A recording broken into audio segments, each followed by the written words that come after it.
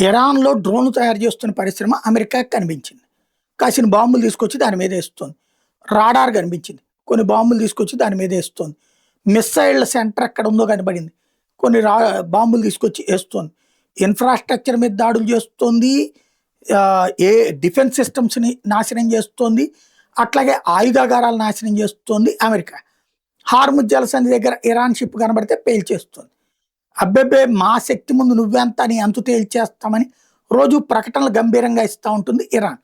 ఇప్పుడు తాజాగా డ్రోన్ల ద్వారా ఆ అమెరికాకు సంబంధించినటువంటి యుద్ధ నౌకలు ఏవైతే ఉన్నాయో ఆ నౌకల మీద యుద్ధ విమానాలు ఏవైతే ఉన్నాయో వాటిని తమ దగ్గర ఉన్న డ్రోన్లతో వీడియో తీసింది.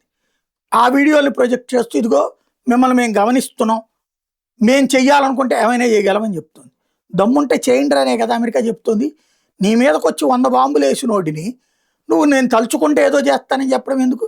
అమెరికాకి సంబంధించిన యుద్ధ నౌకలు దగ్గరగా 70 ఉన్నాయి అక్కడ. పేల్చేయి అటన్నిటిని. అప్పుడు అమెరికా నిన్నేం చేస్తుందో చూద్దాం. లేదా నీ దగ్గర లాంగ్ రేంజ్ మిస్సైల్స్ ఉన్నాయని చెప్పావు. 12,000 కిలోమీటర్ల దూరం వెళ్ళాయి అన్నా. అమెరికా మీద వేసేయి.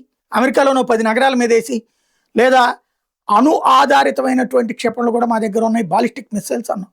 పేల్చేయి అమెరికాని. అప్పుడు అమెరికా ఉంటావు, నువ్వు ఉంటావు తేలుతుంది. ఊరకనే ఈ పోచుకోలు కబుర్లు ఏంటంటే యువతరాన్ని రెచ్చగొట్టడానికి తప్పించి మరేం లేదు.